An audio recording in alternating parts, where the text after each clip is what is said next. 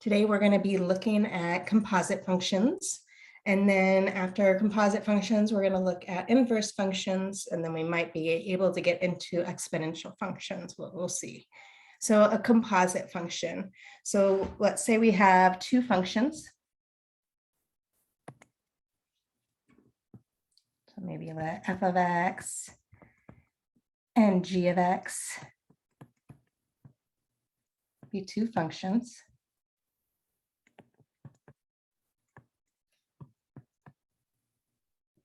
Then the composite function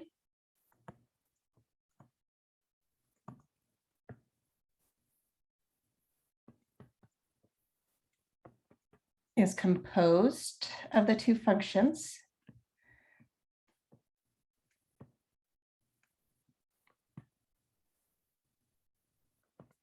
And there's a couple ways that we can write this.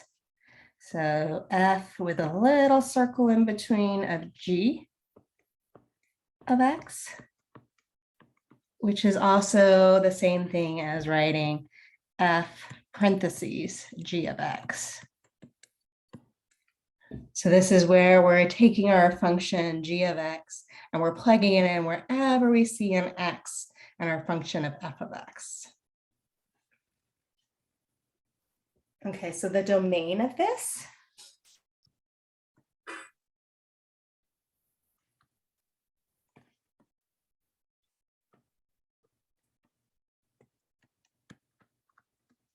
so it's all values or sets of numbers of x in the domain of g such that the range of g of x is in the domain of f of x.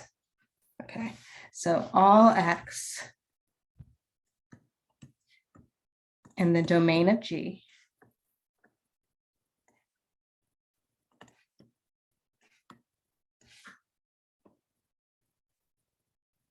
which the range, because we're going to put an input into g of x, what comes out is the output, our range, and that range is what now we're putting into our f of x. So all x in the domain of g, which is in the range.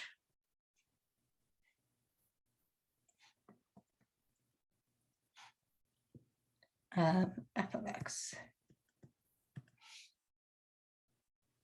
Okay, so let's look at some examples.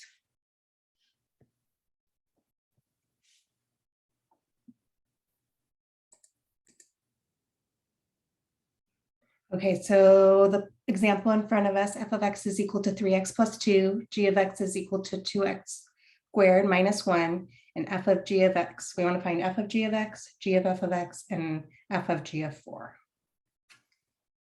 So I prefer the notation, even though it's a lot of times written like this, as f parentheses g of x. I think that explains more what's going on. And so we can look at this as f g of x is our function. So 2x squared minus 1.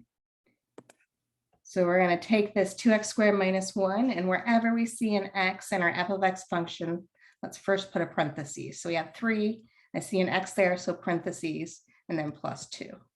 Wherever those parentheses are, now we're going to go in and plug in 2x squared minus 1. So we can simplify this a little bit by distributing and then combining like terms. So distributing our 3, we have 3 times 2x squared is 6x squared. We have 3 times negative 1 is minus 3 plus 2. So we have 6x squared. Negative 3 plus 1 gives us minus 1.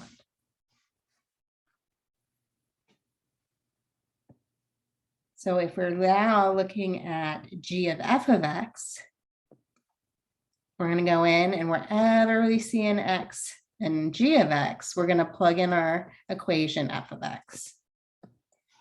And so in here we have g of f of x, which is this 3x plus 2. And we're going to plug that in, again, wherever we see an x and g of x. So let's go in and put in a parentheses wherever we see that x and g of x. So we have 2. We see an x, let's put parentheses, and then that's squared minus 1. So replacing where we see the x or putting it in our parentheses, that 3x plus 2. So we need to be careful. We need to use order of operations. And so we're going to square that 3x plus 2 times 3x plus 2, and then we'll distribute that 2 outside. So if we look at 3x plus 2 times 3x plus 2, and then you have that minus 1 out here. Okay, so distributing, and let's combine like terms as we distribute. So 3x times 3x, that's 9x squared. We're going to have a 6x plus a 6x, so that's a plus a 12x. And then 2 times 2, so plus 4. And then minus 1. So distribute our 2, we get 18x squared plus 24x plus 8 minus 1. So we have 18x squared plus 24x plus 7. So notice that our f of g of x is not the same thing as our g of f of x. So order matters here and how we do things. Normally it's going to be the case where they're not the same. There is a couple of times, well, if they're inverse functions, they will be the same, and we'll talk about that soon. But normally they're not the same. Part C wanted us to find f of g of 4. There's a couple ways that we can do that. One way is, let's just use, we found what f of g of x is, and we can just go in there and plug in a 4 wherever we see an x in that function. So we have 6, we see an x, I'll put parentheses squared minus 1. So let's put in that 4. And so we get 4 squared, which is 16. So we have 6 times 16 minus 1. So that is going to give us back 96 minus 1, which is 95. If we hadn't already found that f of g of 4, and it just f of g of x, and it just wanted us to find f of g of 4, then we could have done it a little differently. We could have first looked at what is our g of 4. So we could go up here, and wherever we see an x, we can plug in 4. So if we looked at g of 4,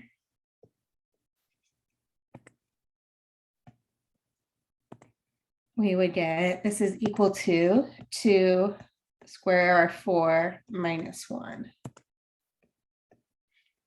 Well, 4 squared again is 16, and then 16 times the 2 out front is 32, minus 1, which is 31. So this is our g of 4 value. And so f of g of 4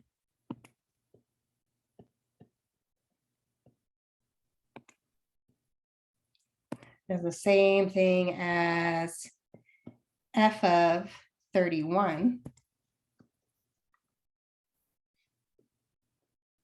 So we're going to go in, and wherever we see an x in our f of x function, so our f of x function was 3, we see an x, so parentheses, plus 2.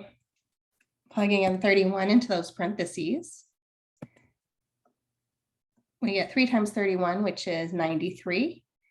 And then 93 plus that 2 is 95. So either way, we come up with the same result.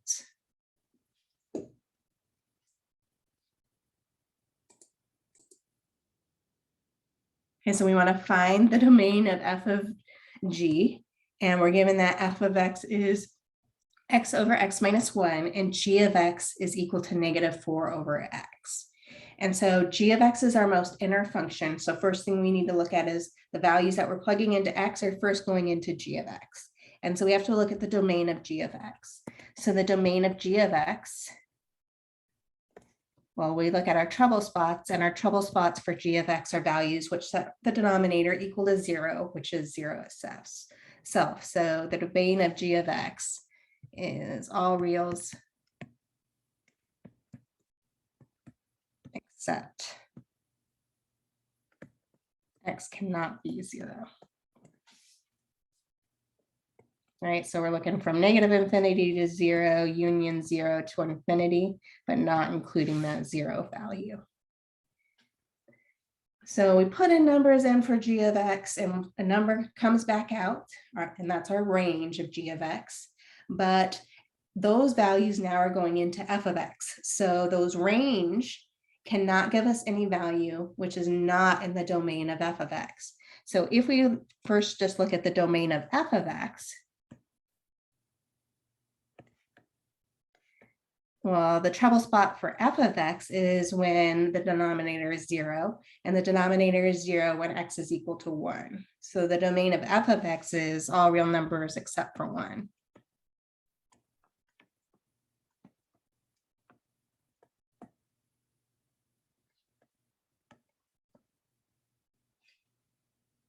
So g of x cannot spit out or cannot have 1 in its range.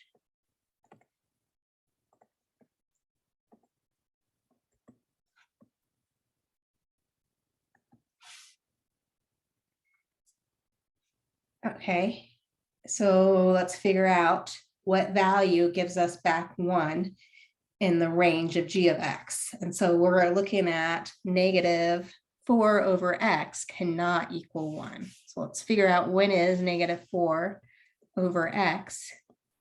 We need to figure out when this is equal to 1 and then exclude that value. Okay, so solve this rational equation. We can multiply both sides by the denominator, which is x. And so we get negative 4, the x's cancel on the left, is equal to x. So we can't have negative 4 for x.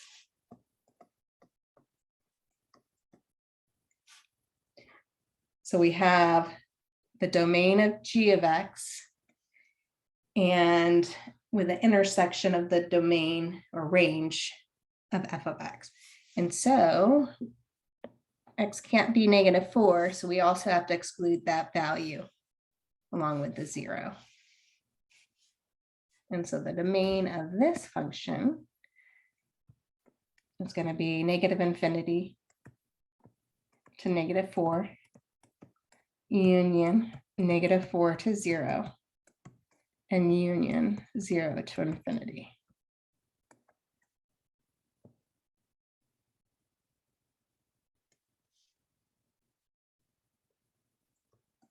Now let's say I wanted us to find what f of g is.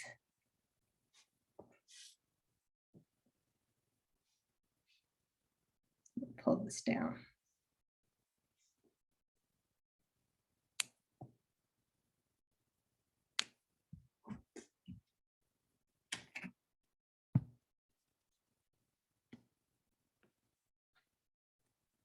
Okay, so we have it right in front of us.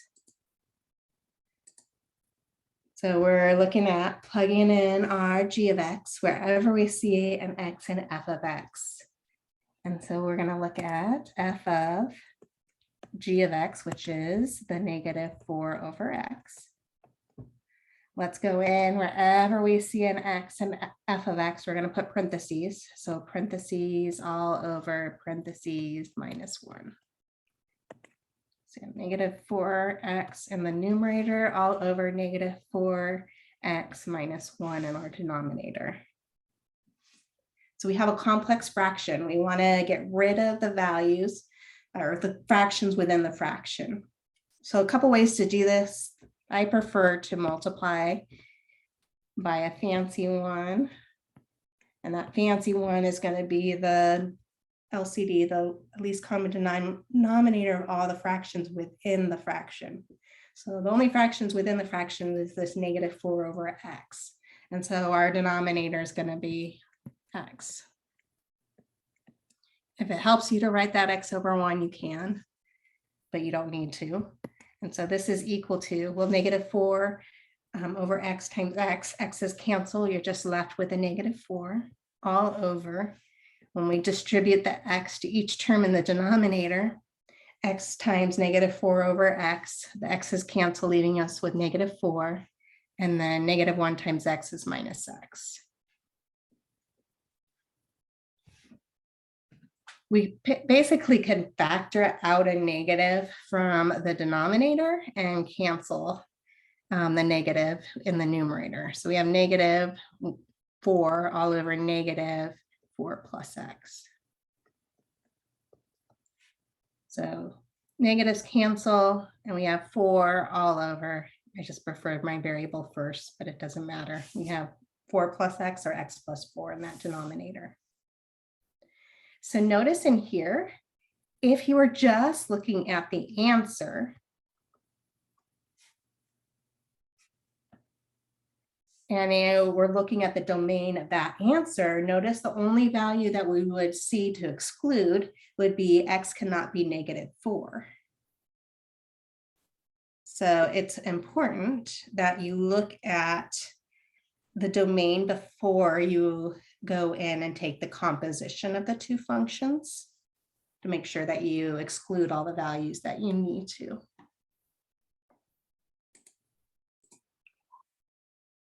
So the next example we have is f of x equals the square root of x minus 2, g of x equals x squared plus 4. And the question asked us to find f of g, g of f, and f of x, and then find the domain of each. So let's go through, let's first look at the domain of f of g. Well, if I look at g of x, the domain of g of x, actually, let's just do this first. Let's look at the domain of g of x. Well, there's no trouble spots. There's no variables in the denominator, and we don't have any even powered radical. And so there's nothing that we can have to exclude there. And so the domain is -infinity to infinity. And so now let's look at the range of f of x. Well, we have a radical in there. And so we need to make sure what's underneath the radical is greater than or equal to 0. I'm sorry, I meant to put domain and I wrote range.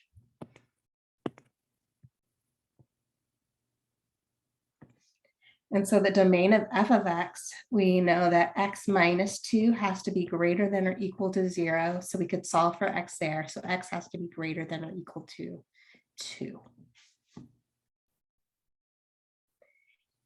If I'm looking at the domain of f of g,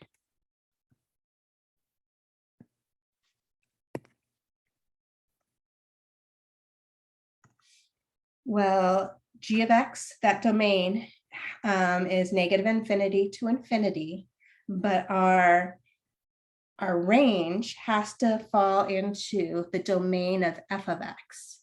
And so we need that g of x has to be greater than or equal to 2. And so let's set that up. So that means that x squared plus 4 has to be greater than or equal to 2.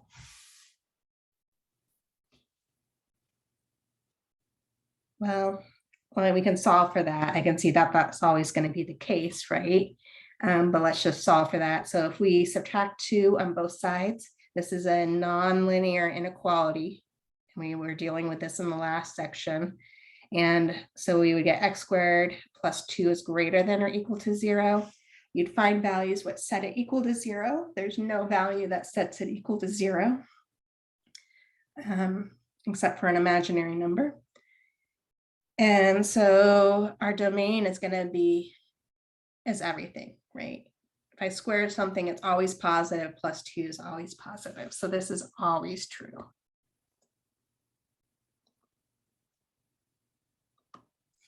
No matter what value you choose for x. And so that domain of f of g is going to be all real numbers.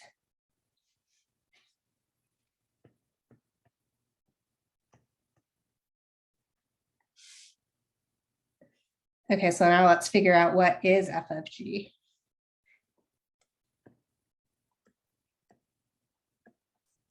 So we're going to go in there and we're going to plug in g of x, which is our function x squared plus 4, wherever we see an x and f of x.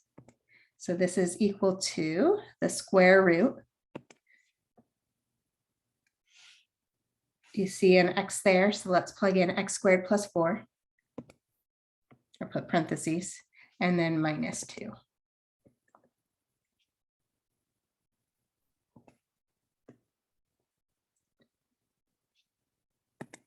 So this is equal to the square root of x squared.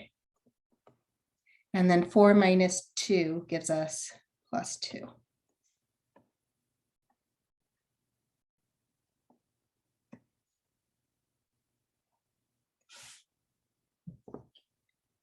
It wants us to find g of f. So let's look at the domain of g of f.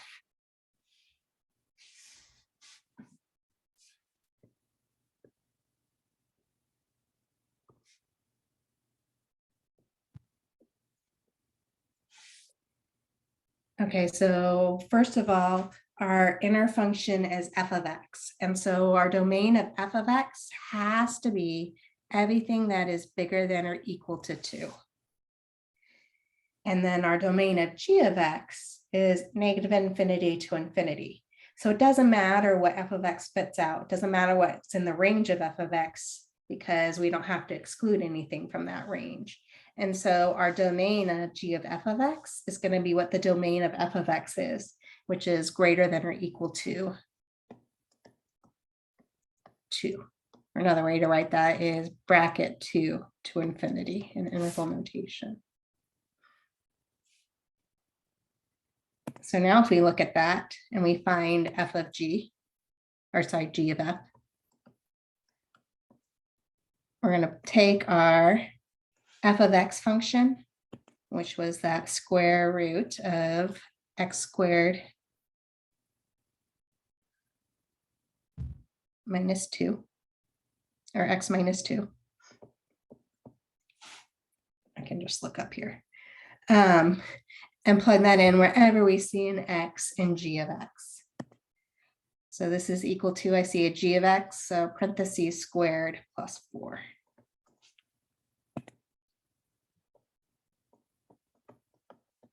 So the square root of x minus 4 squared plus 4.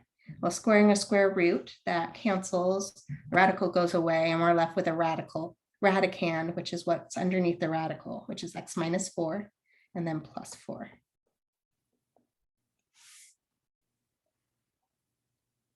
Oops, and I made a mistake. I brought down square root of x minus 4, which is not the same as what I had above. That was square root of x minus 2. So squaring, that should have been x minus 2. So x minus 2 plus 4, this gives me x plus 2.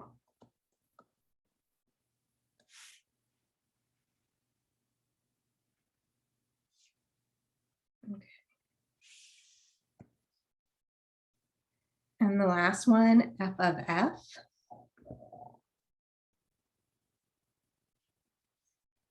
So let's look at the domain of f of x.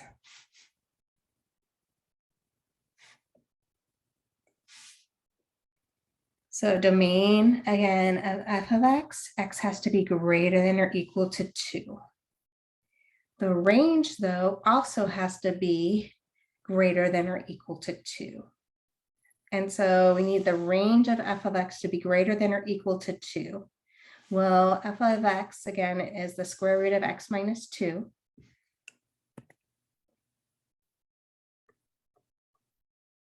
This has to be greater than or equal to 2. So if we square both sides of our equation, we would get x minus 2 has to be greater than or equal to 4. And then if we add 2 to both sides, we get x would have to be greater than or equal to 6.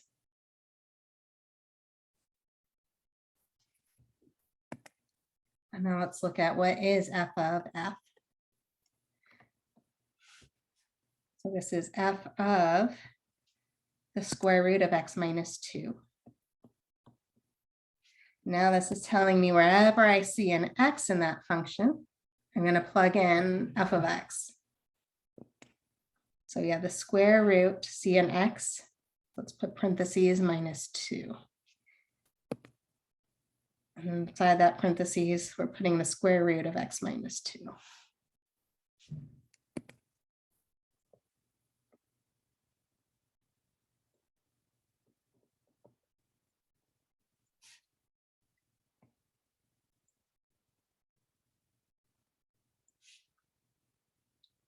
Okay, so any number that we can plug in for x, which is bigger than or equal to 6.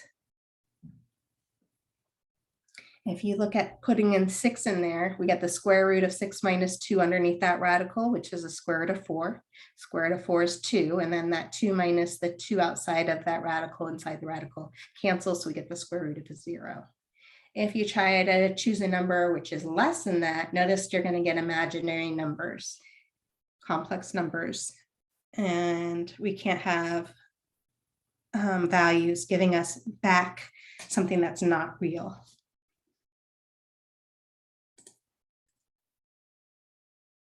Okay, so our next example, we're trying to figure out what are those functions that if we take the composite of both of those functions, we get back another function, which in this case is h of x equals 2x plus 3. That quantity is squared. So g of x is the most inner piece. And so the most inner piece of this I would think of is what's inside my parentheses. So let's call g of x to equal this 2x plus 3. And so we need to go in and we need to plug in g of x wherever we see an x in f of x. Well, if we just write an x wherever we see that 2x plus 3 and leave everything else the same, that would give us my outer function. So this would be x raised to the 4th power. So if we go in here into their function f of x and we plug in this 2x plus 3 wherever we see an x in f of x, we get back what h of x is. So we can say that h is equal to the composition of f of g with these two functions.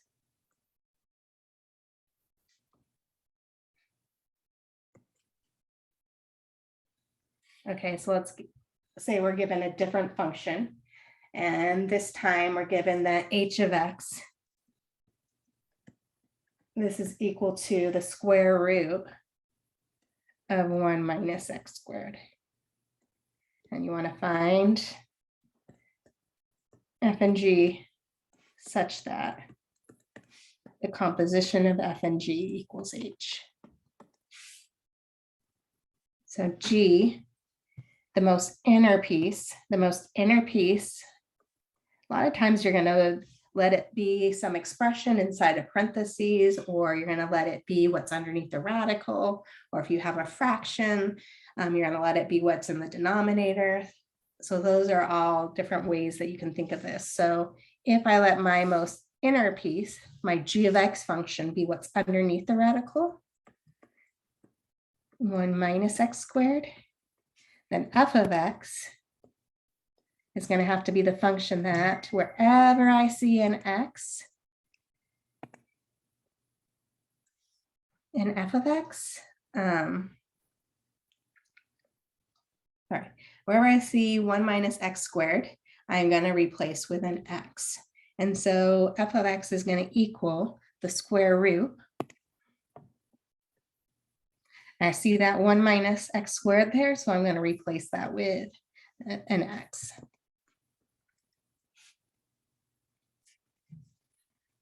And so we found those two functions that if we take the composition in the order f of g, then we would get back our function h of x.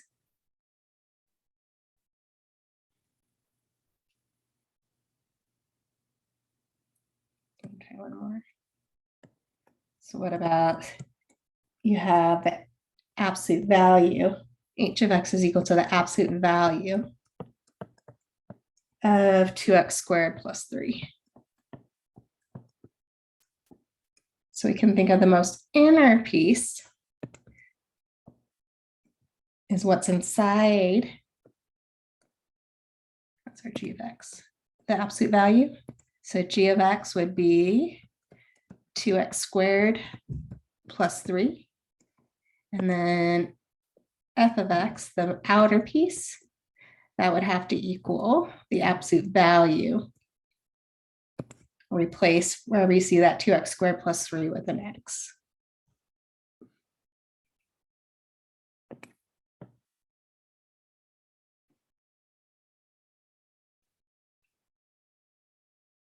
Okay, so that is the first section in our textbook. And so now we're going to jump in and look at inverse functions, which is the next section in our book.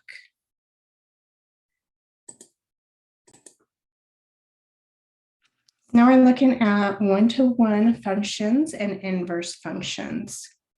So in order for two functions to be an inverse of each other, when we take the composition of the two functions, we must get back x. And it doesn't matter either direction. We need to get back x. Let's say let f be a one-to-one function, and I'll talk about what that means in a minute.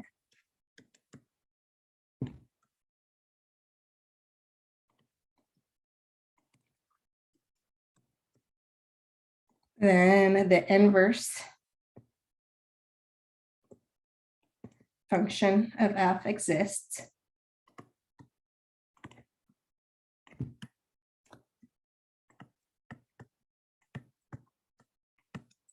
And it's written, it looks like a -1 exponent, but it's not. So written as f with a -1 exponent kind of looking. And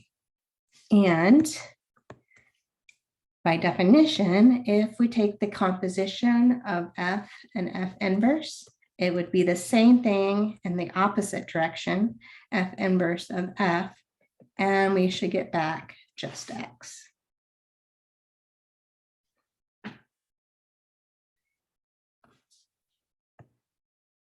One-to-one functions.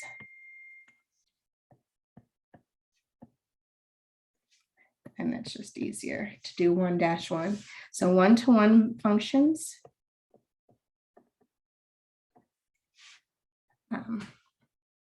For every input for a function, there's exactly one output.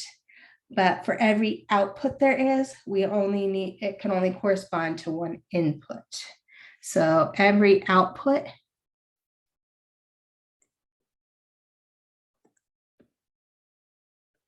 or every value in our range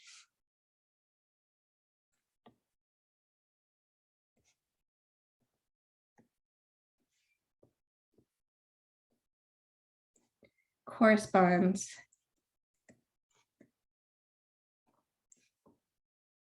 to exactly one input.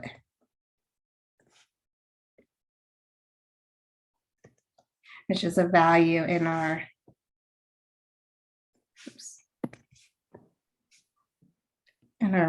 our domain.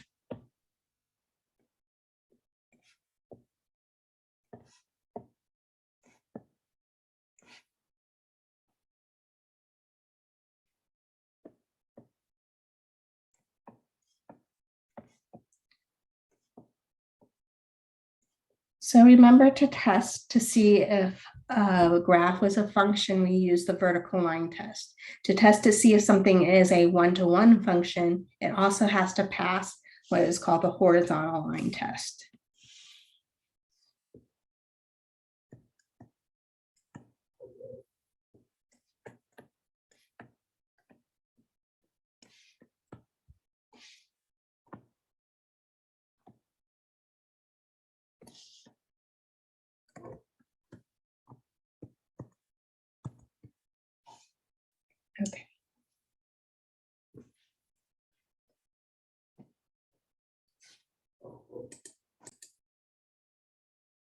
So we're given f of x is x cubed minus 8. We're given g of x is equal to the cubed root of x plus 8. And we want to show f of x and g of x are inverses of one another by showing that the composition in each direction gives us back x. So looking at this, if I look at f of g, so my g of x function is this cubed root of x plus 8. And I'm going in, and wherever I see an x and f of x, let's put in a parentheses. And so we have, this is equal to, I see an x, so parentheses cubed minus 8. So the cubed root of x plus 8, quantity cubed, and then minus 8. Well, cubing a cubed root, that cancels the radical. And so we get x plus 8 minus 8, which is equal to x, which we want. So let's look in the other direction, g of f. So this would be g of our function f of x, which was x cubed minus 8.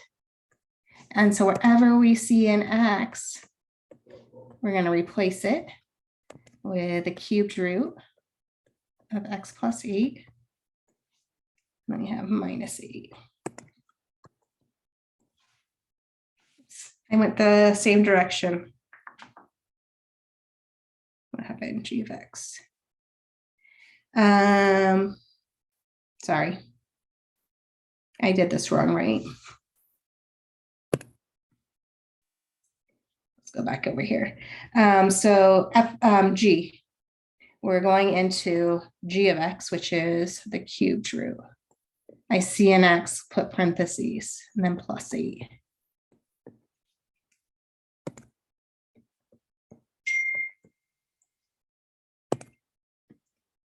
Okay, so underneath the radical, let's simplify. We have a negative 8 plus 8, those cancels. And so we have a cubed root of x cubed.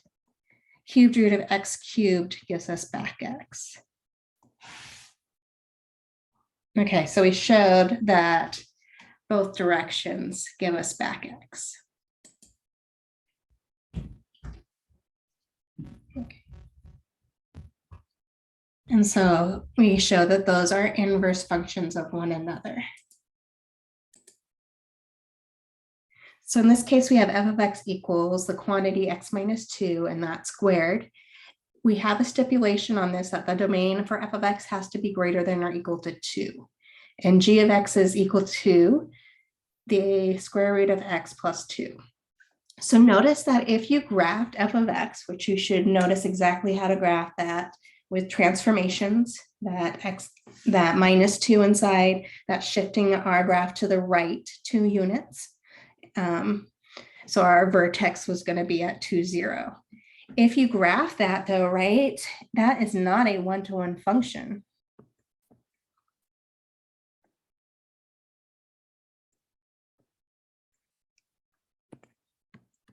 It doesn't pass that horizontal line test. And so by taking away and making our domain greater than or equal to 2, we now have a one-to-one function.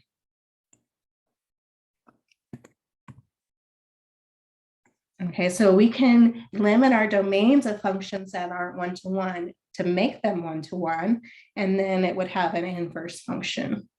So we want to show, again, that the composition in both directions is going to give us back x. And so if we look at f of g of x, which is the square root of x, and then plus 2. So let's go in wherever we see an x and f of x, let's put a parentheses. So we have parentheses, and then we see an x, so a parentheses again, minus 2 quantity squared.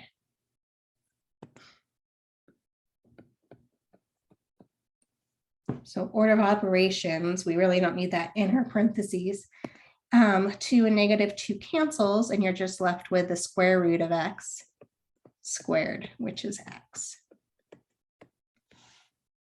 And so let's also show that g of f of x is the x minus 2 quantity squared. So we're going to go in, and wherever we see an x in this g of x, we're going to put parentheses. So we have square root, parentheses, and then outside the square root plus 2. So this x minus 2 quantity squared underneath that radical, the square and the radical go away, leaving you with just x minus 2 plus this 2, which gives us back our x. So we showed that the composition either way gives us back x.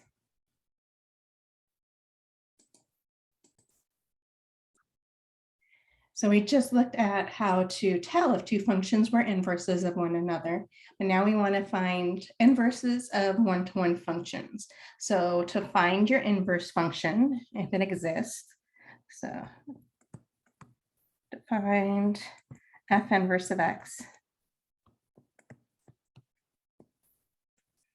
of a one-to-one function f of x.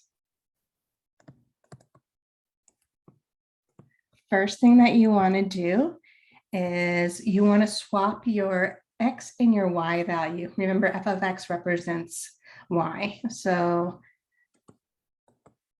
swap x and y values.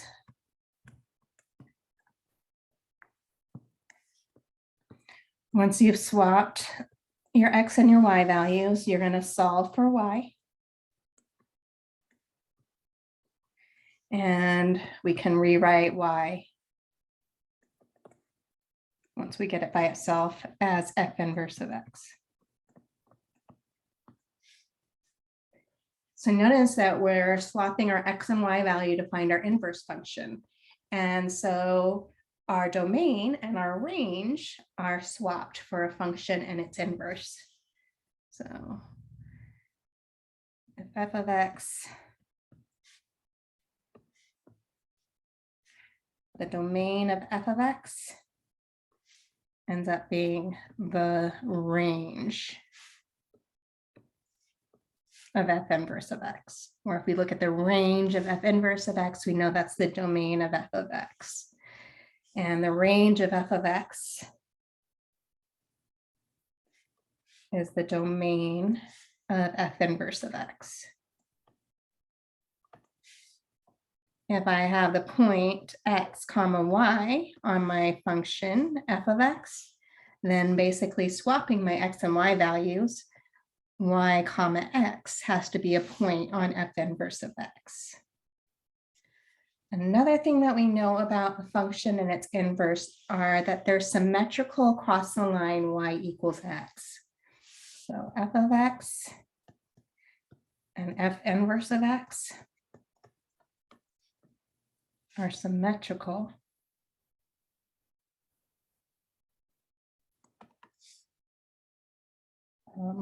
to each other.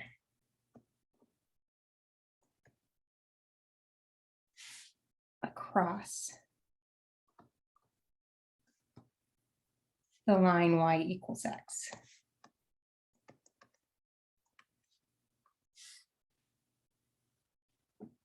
Okay, so knowing that, let's go ahead and look at an example where we're trying to find the inverse function.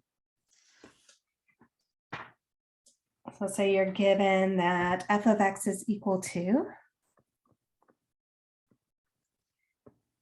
x squared minus or plus 9, and we're given that x has to be greater than or equal to 0. And we want to find f inverse of x.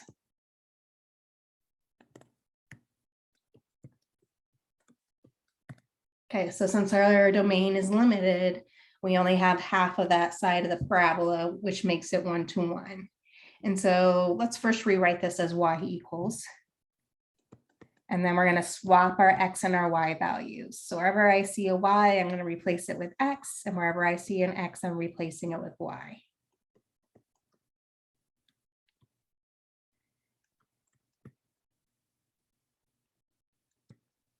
And now we're going to solve for y.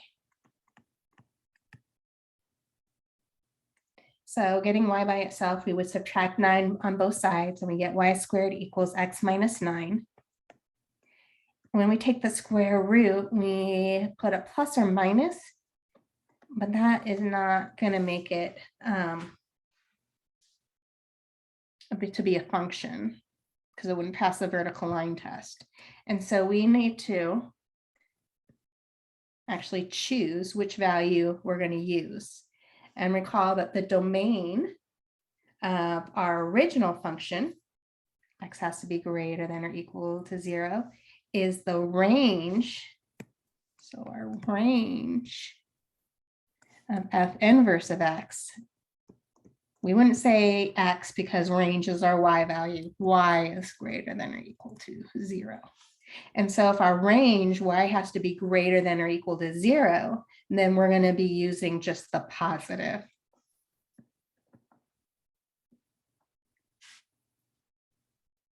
So we're given that our inverse function, f inverse of x, is equal to the positive square root of x minus 9.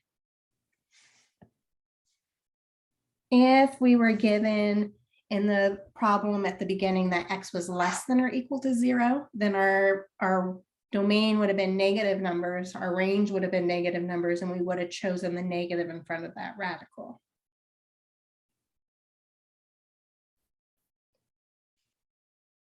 Okay. So I'm going to pull another one. Let's say we're given that f of x is equal to 4 over x plus 2. And we want to find f inverse of x.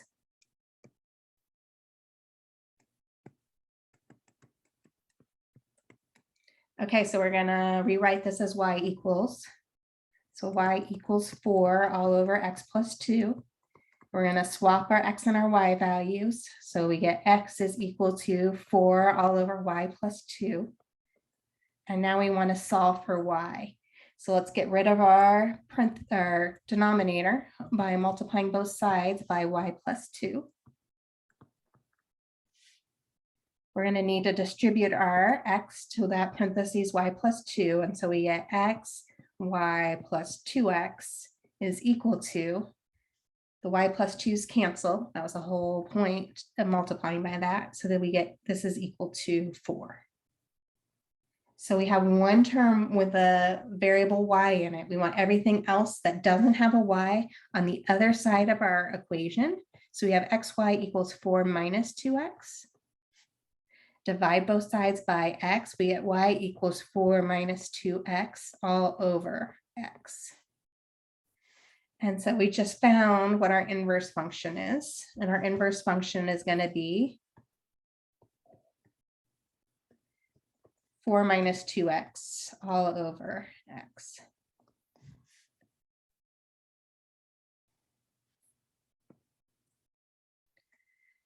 So sometimes on an exam, I might ask you to find the inverse function, and then I might ask you to show me that what you found is correct.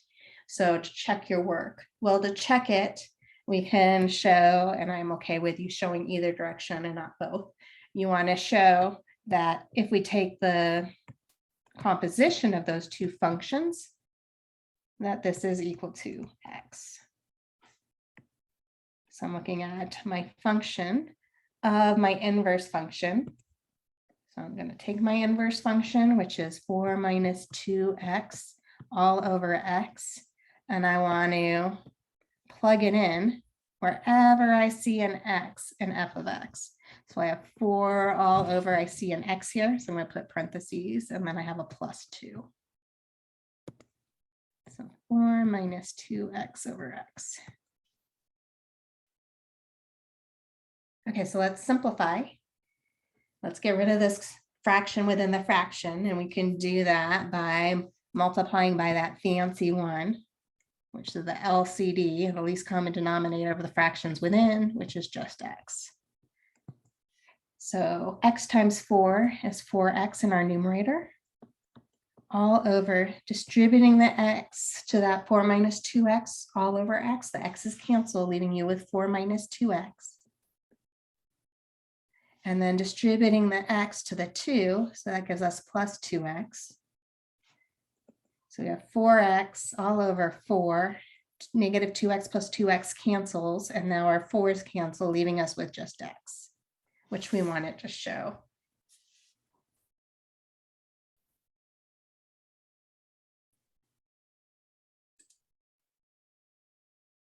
So in this example, we're given a graph of f of x, and it wants us to graph f inverse of x. So let's graph f inverse of x. So what I would do is I would choose points on my graph, and I would figure out what the points are on my inverse graph. And so let's go through and let's choose some points on f of x, and then let's figure out what the points would be on the inverse function. And so if I look at this right here, this point, so this is 1, 2, 3, 4, 5, 6. So we have a -7. So when x is -7, we have that y is, I believe that's 8. Yeah, is 8. So that means that on our inverse function, we have a point which is 8, -7. So we're going to go to 8, and we're going to go down to -7.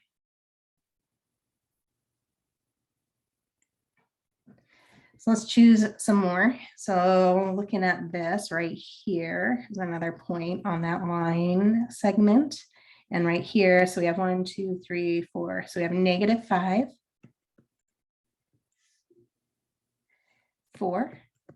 So that's going to become now 4, -5.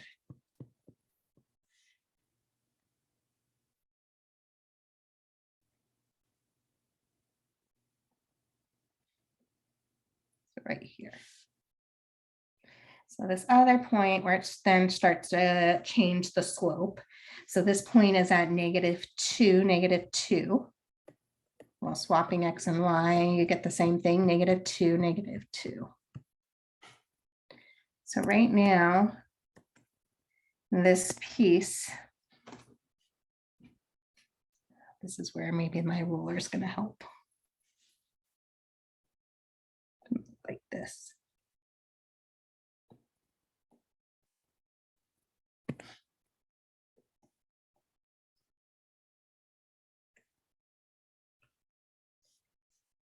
Okay, so that is the reflection.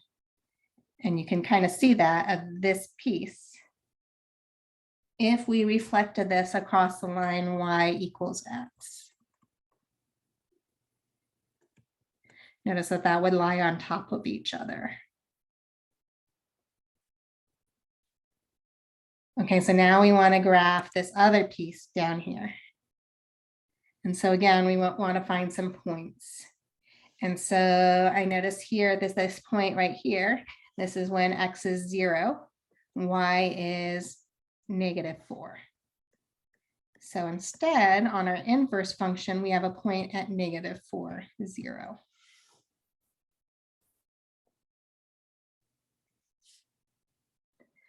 And then maybe this point right here. So this point right here, this is when x is 4, y is -8. So we have a point then at -8, 4. So when x is -8, we have 4. And so here gives us this piece. Oops.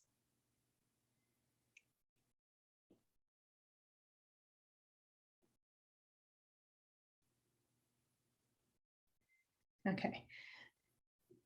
Which is the reflection of this piece of my line across that line y equals x. And so we graphed our inverse function.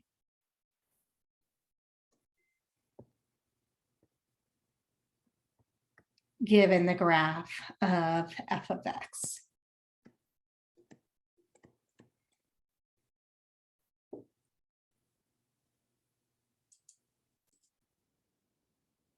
Okay, so given the graph again, same graph, but this time we want to find what f inverse of -4 is, f inverse of -0, and f inverse of 2. So f inverse, for f inverse, this is representing my x value, right? This -4.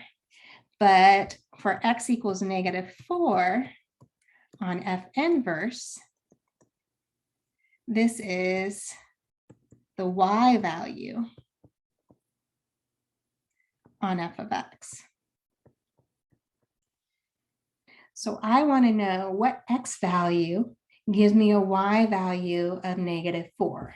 So let's go down here. And if I look at -4 here, this is going to equal 0.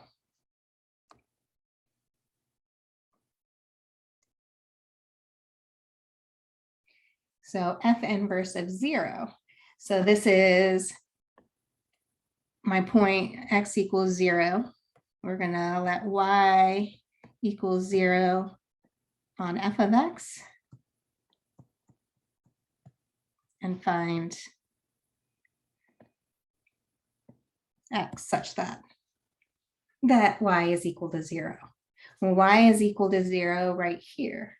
So the x value that makes y equal 0 is going to be -3. So f inverse of 0 is -3. Again, this is x equals 2. So for our inverse function, so that's going to be our y value. So what x value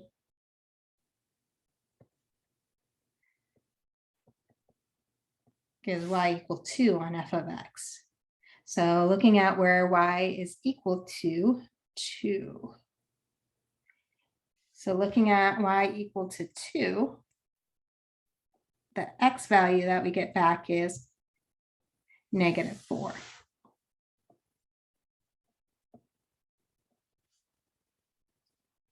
We could, if we wanted to, look at our function that we had just used above and use that inverse function that we graphed, and we should get the same values. So at f of inverse, which was a black graph on here, f inverse of -4. So if I go to -4, 1, 2, 3, 4, f inverse of -4 is 0.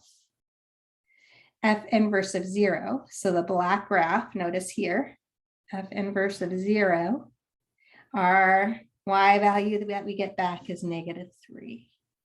And then f inverse of 2, if I look at my black graph, at 2, I get back a y value of -4.